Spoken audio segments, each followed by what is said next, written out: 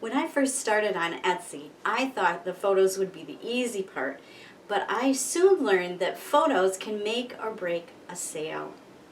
Here's what I wish I knew about preparing my photos for Etsy listings so that my shop looks polished and professional. Hi, I'm Carol, a retired teacher turned vintage Etsy seller who likes to share what I've learned, though I'm not an expert, with others who are striving to make their shops profitable also.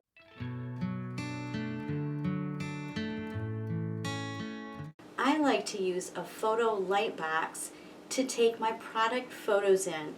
I sit my photo in the light that's evenly filtered all the way around the box, and I get great photos every time. The box that I have in Florida is a little bit bigger than the one I have here in Michigan, and if you're looking for something like that, I do have a link to the one that I like best in the description below. I put my items in the photo box, and then there's a certain way that I like to photograph each and every item. I take photos from the front, the back, the sides, underneath, and I do zoom in on any maker's marks or back stamps or stickers that help to really just affirm who the maker is and possibly what era it's from, if not even the year that it's from.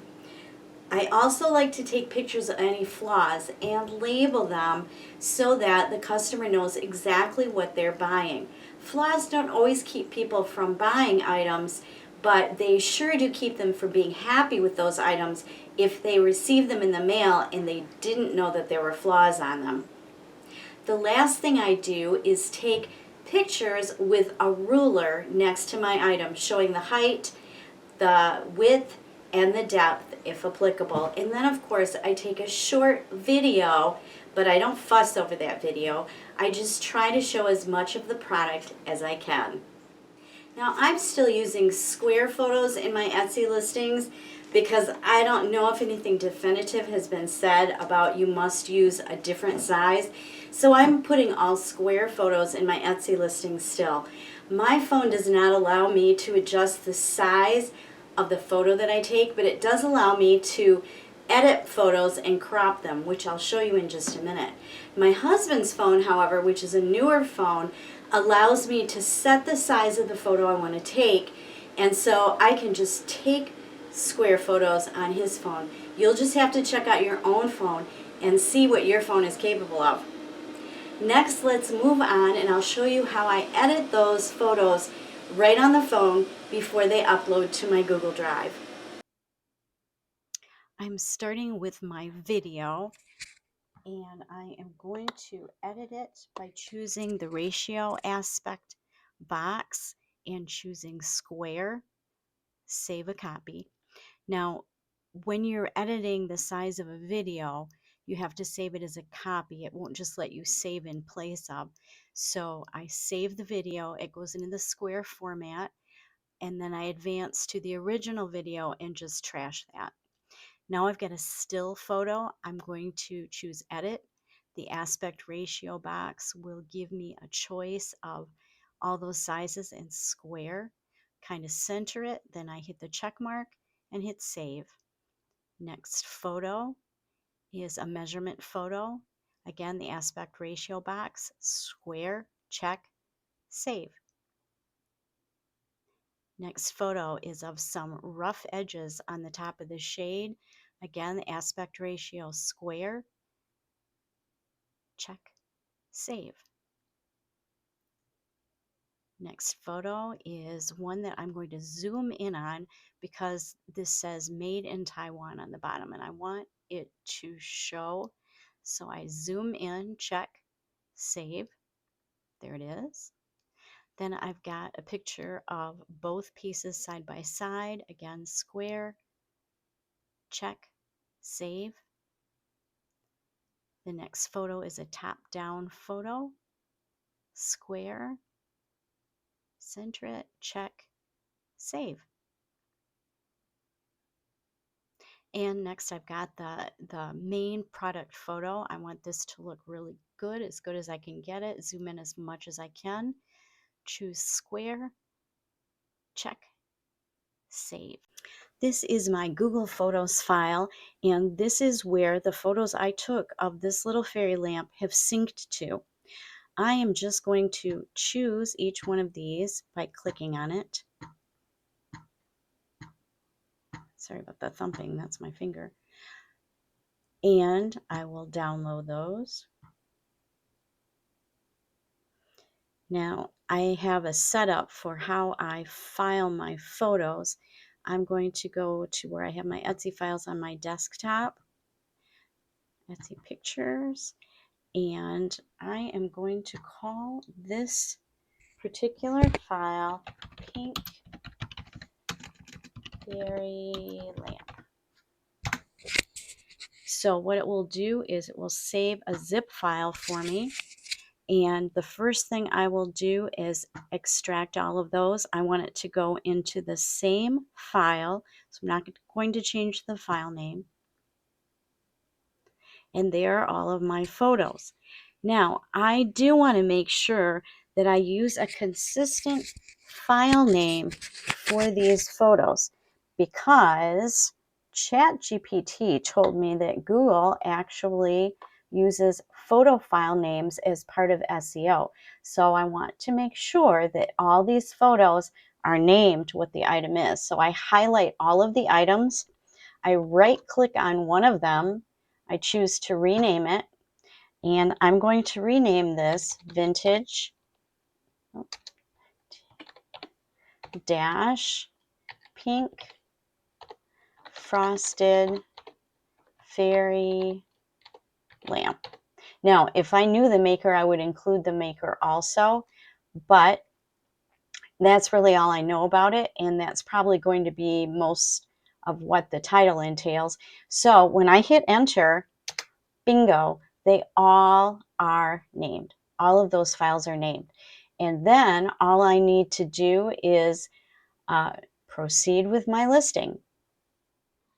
Now you might have noticed that those photos didn't look too great.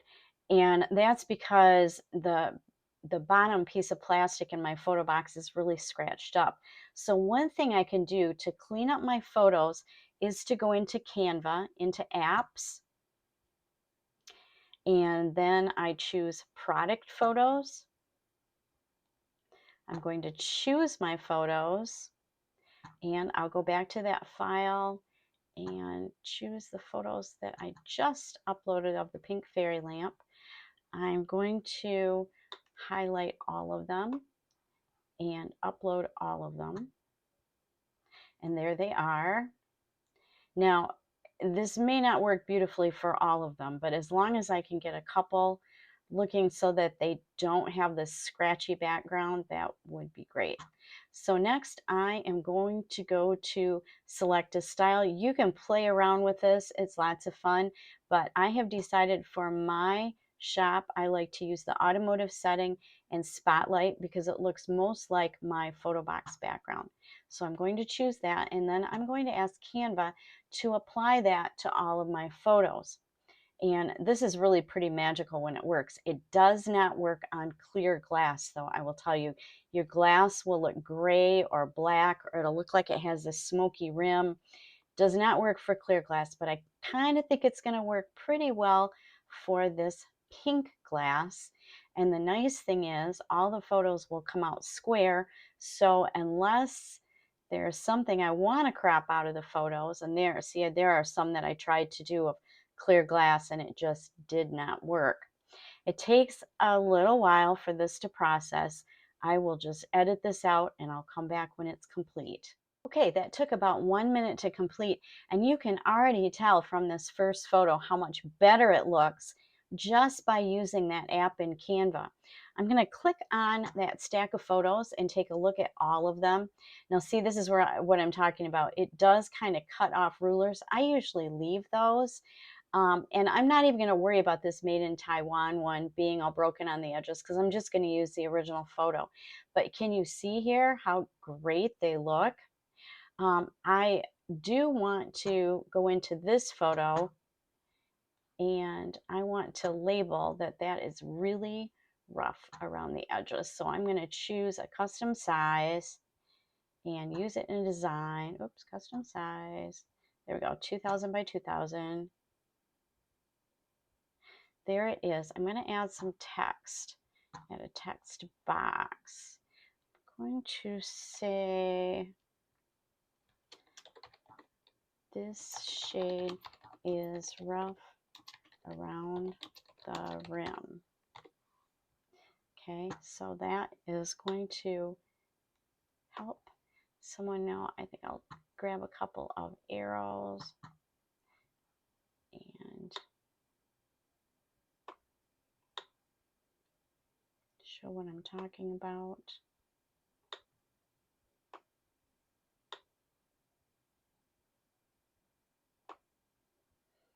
Now let's pull this one over here.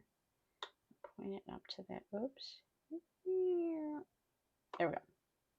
So this way, there's no question that, yeah, it's rough around the rim, all right.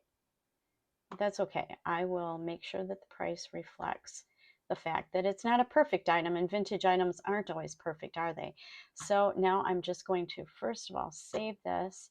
I'm going to download it to that same folder, and then I will go back and download all the rest of them. I'm going to go ahead and call that the shade is rough around the rim, so I know that's the one to use. I want to go back to where all the photos were, and now I'm just going to download all of them because they're going to download as square. They will download as a zip file. I'll have to open up the zip file. Oops, nope, that was the wrong thing. Etsy pictures, pink fairy lamp. Really want it here. Okay. I'll extract all of them. Get rid of the word spotlight because I want it back in the folder with all the rest of the pictures.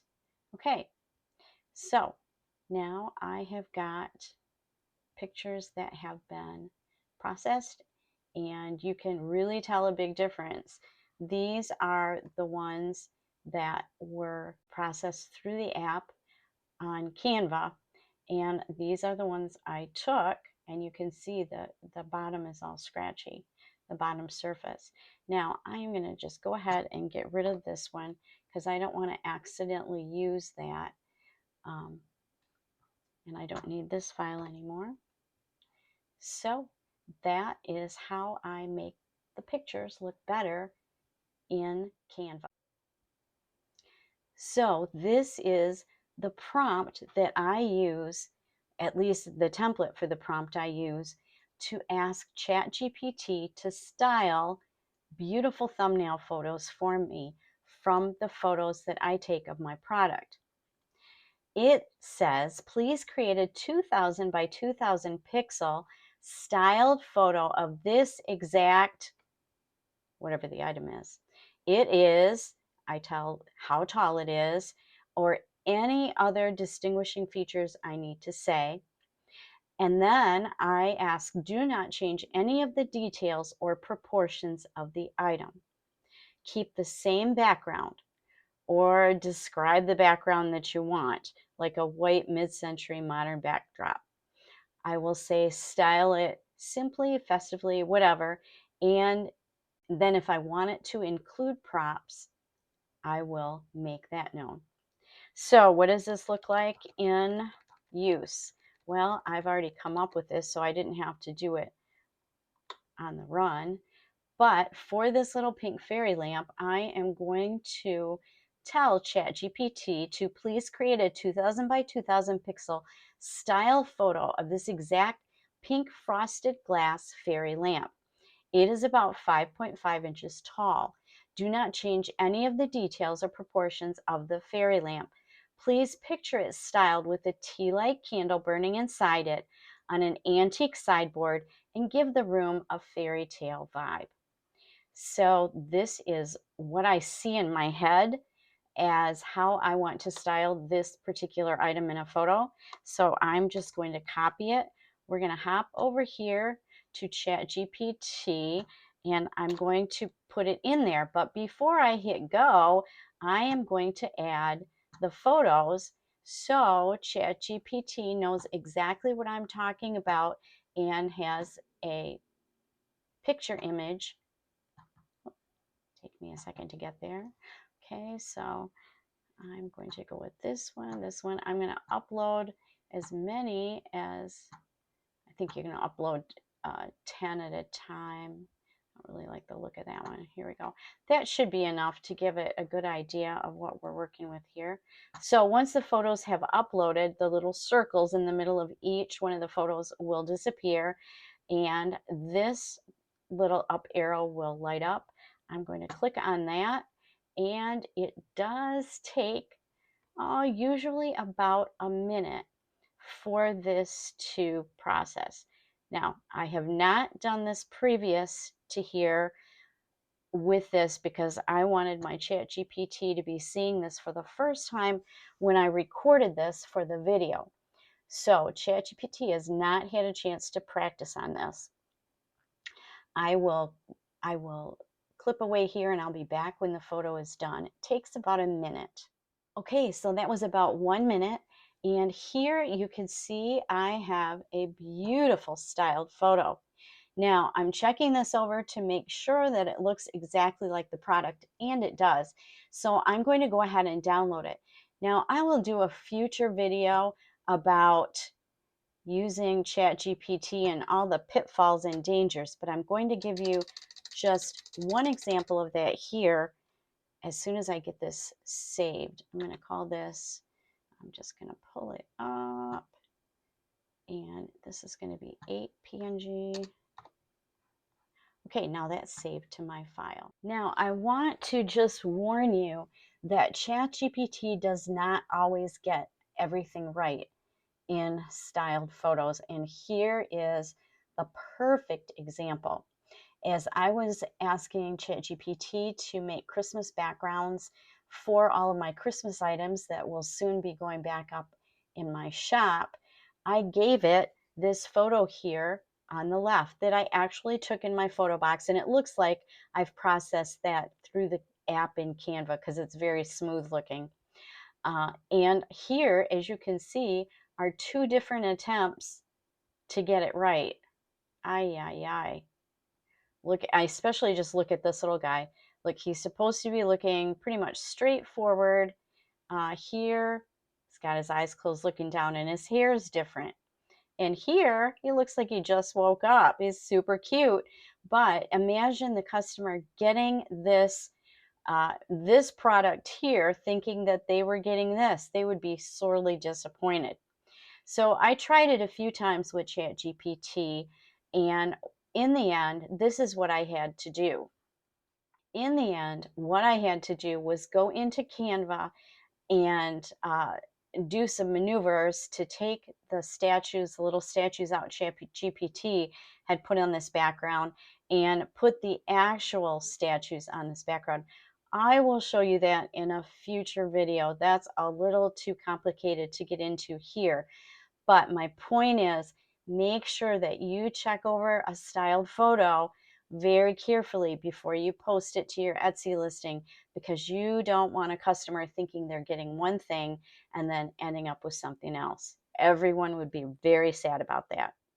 Okay, I am going to go in and just start a listing so that you can see how I add my photos to my Etsy listing. So I'm starting from my dashboard. Notice how this thing is here, and I don't think it's going away until I shorten all my titles to what Etsy wants. I think that's the topic of next week's video, so we'll move on from that. I'm going to click on my listings, and typically I would take another fairy lamp listing and just modify it for this new fairy lamp that I'm listing. But today I'm just going to start from scratch and call it a candle holder. Very good. Continue. All right. Who made it? I didn't make it. It's a finished product. and I think it's from the probably 80s or 90s, but I'm just going to say before 2006 because that's the best I can do. All right, we'll start with vintage pink frosted glass fairy lamp, and then I may add more to that in reality, but the focus of this is the photos, right? So eyes on the prize. We are going to add the photos, and not those photos, but the pink fairy lamp photos. I like this one. I'm going to hold my control key down and choose all the ones I want to go into this listing. I don't like that. And actually I don't need that because that's the same one I labeled. Here's my styled photo, and here is the photo of the back stamp. This is my video. Okay, after I have selected all of those, I'm going to click open, and this will populate into my listing. Now there's a certain order that I put these in. The very first one, of course, is my styled photo. The second one is the photo of just the product. Then I probably am going to have this, I'm going to pull this down here, probably have it, usually the last thing I do are measurements, so we'll have that down here. So I'm going to switch this around. Now, they're not totally in order yet. Notice I still have 3 places open. So I want to go into my listing photos that I have created, and I can show you how to do that at another time. But I'm going to choose my shop logo.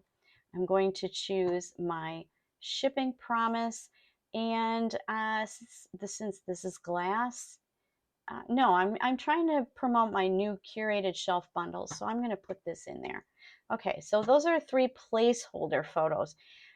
It's a good idea to develop a whole file of placeholder photos so that you are never short of photos. I always put my logo after the main product photo, and then I put the shipping one, not always the same way, but I'm going to put it right before the measurements.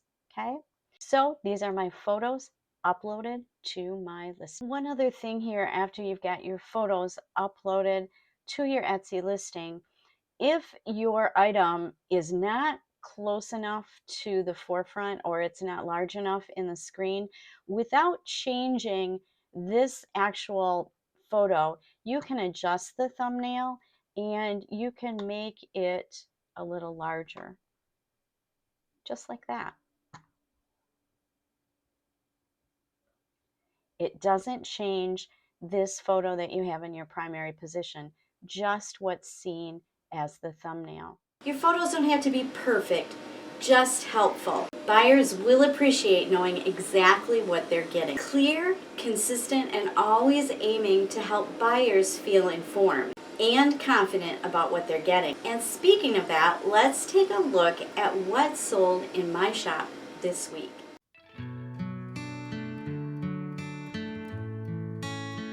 This item is a perfect example of how Etsy photos that have been enhanced and made beautiful for thumbnails help to seal the deal on the items you're selling in your vintage Etsy shop.